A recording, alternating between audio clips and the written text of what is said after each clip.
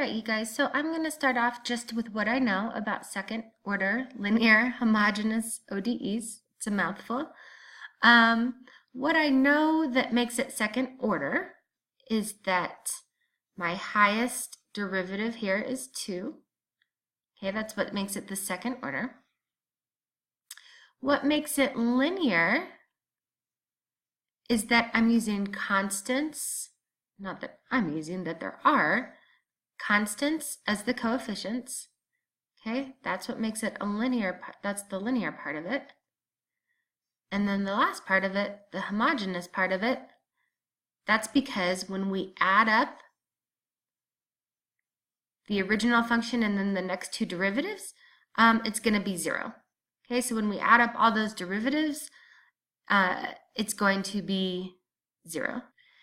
So now, if you set the function y equal to e, and I think the book uses lambda, e to the lambda x, I think the book uses lambda, and then y prime, and the only reason I'm doing this is because I have to see things at the beginning, from the very beginning. So then y prime would be to bring lambda down,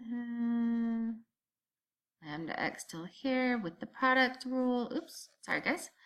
And then y double prime would make this lambda squared e to the lambda x.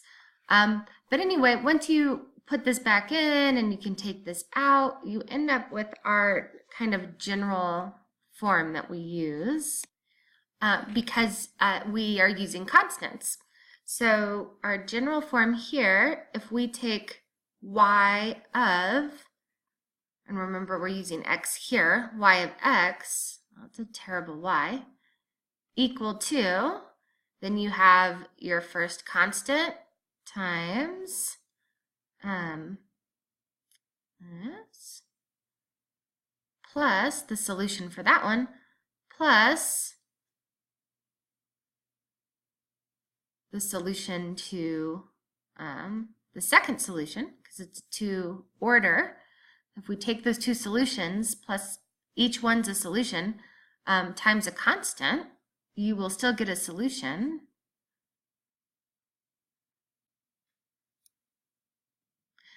And why do we have to, for the general form, why do we have to use e to some value, the lambda x? Why do we have to use this one?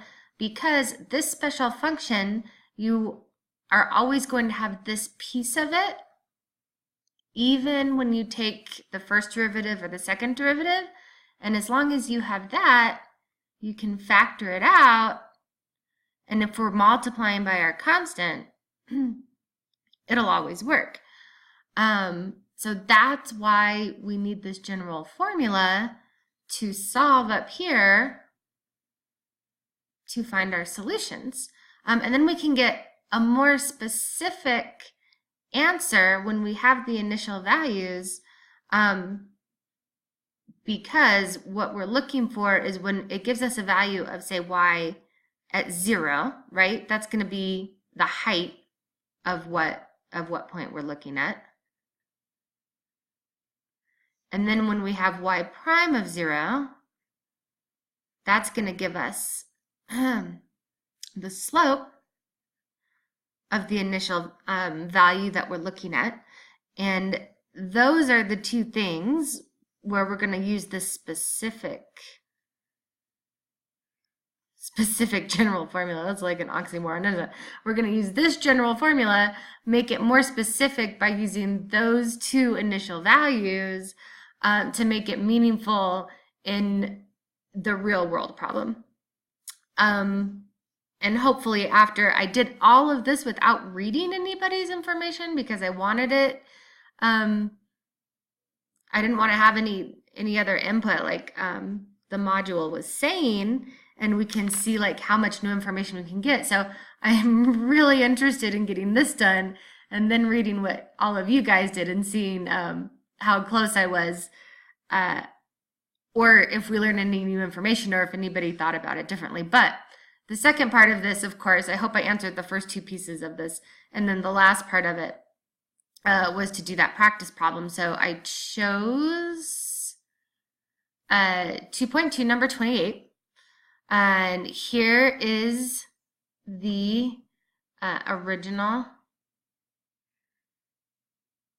linear homogeneous second degree ODE, and then here's the initial values. There's the height, there's the slope of what we're going to solve here. Okay, now, so what's the first thing I did? The first thing I did was all of this kind of algebra 2 here, where I solved for my lambda.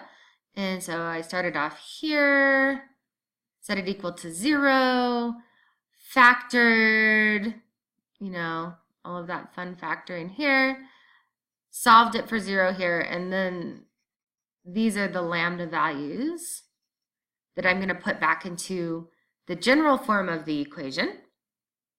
Okay, and so that negative 1/4 and that 1/2 come back in, and it looks like I used t for this one instead of x, so just pretend that this is x if you're watching this whole video.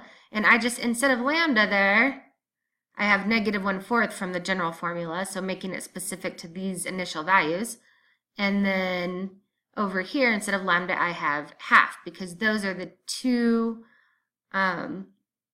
solutions that I get from my general form, and put it back in here. Next, what I do is, here's y of t, what I just wrote down, okay, and then here's y prime of t. Then here is y of 0, and then here's y prime of 0, where 0 is the initial, 0 is the t. We're setting it equal to the initial condition. I get, when I enter those in, when I put my zeros here, C1 plus C2 is equal to negative 0.2. When I do it here, negative 1/4 C1 plus 1/2 C2 is equal to negative 0.325.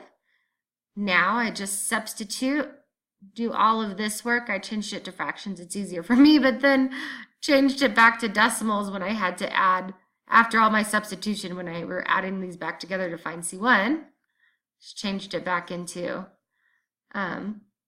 decimals there.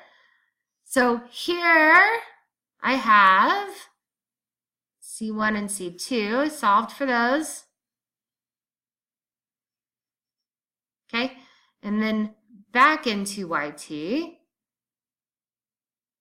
back into that general formula. So now what I have found after all of this work is my constants here, 0.55,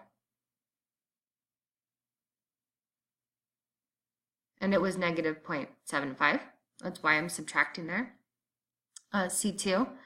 And my lambdas that solved the first equation, so it goes back into this general equation. So I feel like I have a good understanding of manipulating the math, and I even feel like I have a good understanding of where the equations are coming from. Where I'm struggling to make the connection is what this looks like what it would look like in a graph. If we graphed all of the equations together, I would like to see where they meet or where they start, or what that actually looks like. The second part is like, what does this really mean in the real world, or what does this really mean in mechanical engineering?